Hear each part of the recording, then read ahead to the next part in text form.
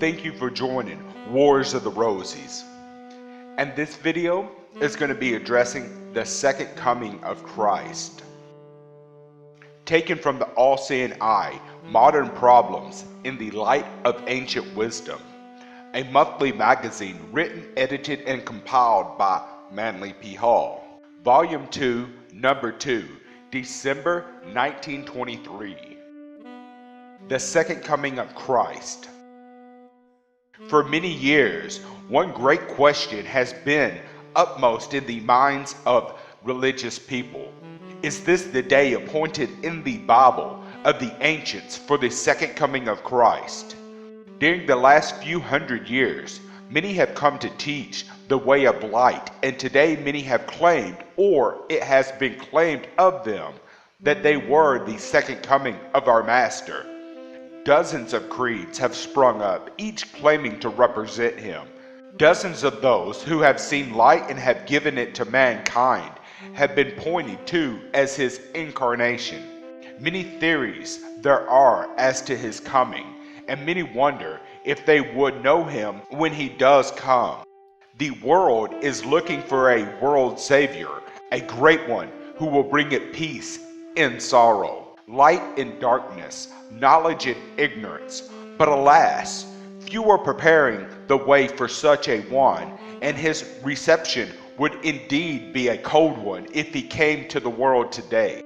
There is no doubt that the creedal theologians prohibit the coming of a world teacher, for they divide against each other and tear down their brothers' ideals, and would fill his coming with wranglings and dissensions, which would defile his very presence when he came. Europe is in turmoil, Asia is in revolt, America is asleep with her money bags. And at this time, there is no room for a great one. All claim to want him, but they would deny him if he came, nor would they know him if he presented himself. Now the questions arise. Where will he come and what will he do? That is indeed a problem that needs deepest consideration. We point east, west, south, and north. All need him, but all need something different. Some need bread, others clothes. Some need food for the intellect, and some for the soul. What will be the answer? Theology has drawn a wonderful picture of all the people of the earth bowing before a single throne. An idyllic picture, but a useless one, while creeds and languages, ideals and hopes are as diverse as they are today. Christians are but a wee drop in the bucket of religion, and their work in the last few ages has not entitled them to very great consideration. Wherever they are, suffering is with them. Wherever they go, they murder, and whatever they do is with the spirit of selfishness. Their God and their lives are different things.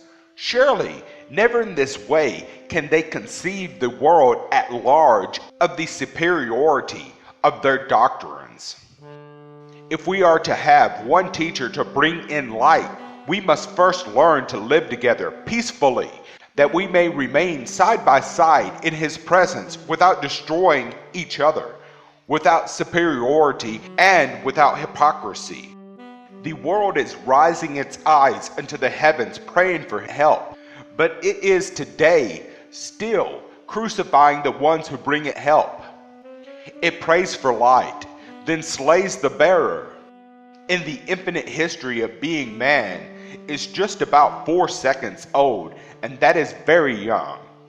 He pulls hairs for his toys and fights for the front seat in everything he does. A teacher is needed, but he must also be desired, and his altar must be built among men. Otherwise, he can do no good. At the present time, there are many noble works in the world that are failing because they believe they are superior. But there will be a time when the one and only truth will not be taught as it is today, for east and west shall unite, north and south shall come together to teach the only and one truth. In looking over the messengers of God among men today, and find only egotists. They do great good and then ruin it all by claiming their superiority. Each creed is the appointed one, each messenger is the appointed one, and all the rest are less. It must bring tears to the eyes of gods to see the foolishness of man. If ever there comes into the world a doctrine which claims to be the least and tells of the immortality of the others, such a one will favor a divinity. But now, Smith and Brown and Jones are all anointed ones, each a little greater than the other, until all three are highest. Each condescends to be kind and pity the other in order to show his Christian spirit. But all stand forth as self-ordained egotists whose usefulness is entirely destroyed by the strings of omnipotence with which they have tied up their truth.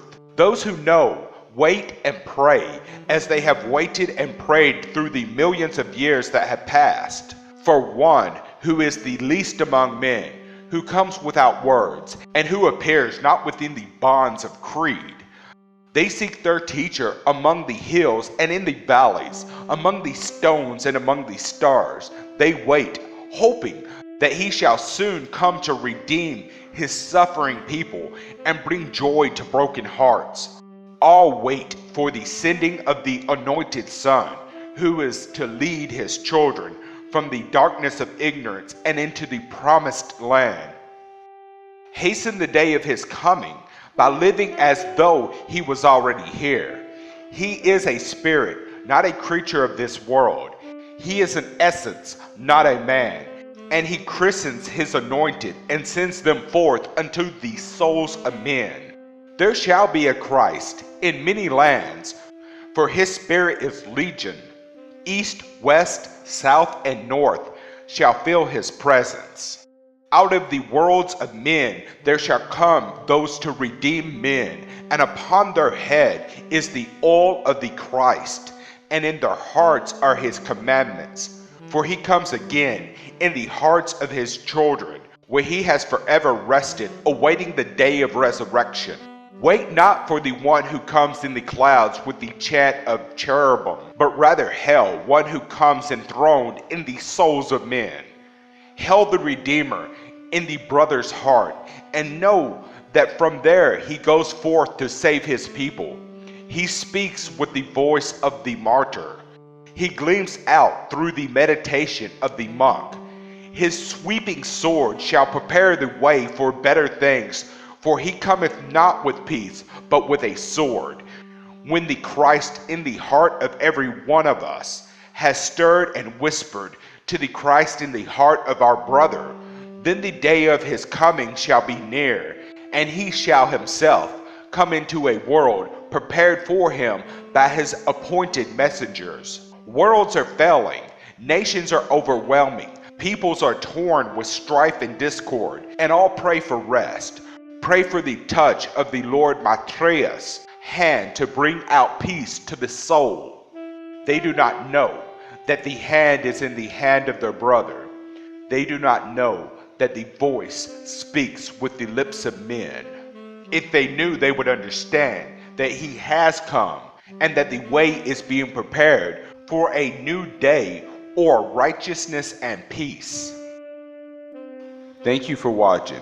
Please don't forget to share, like, subscribe, and comment. And the following was recorded on Saturday night, February the 1st, 1975.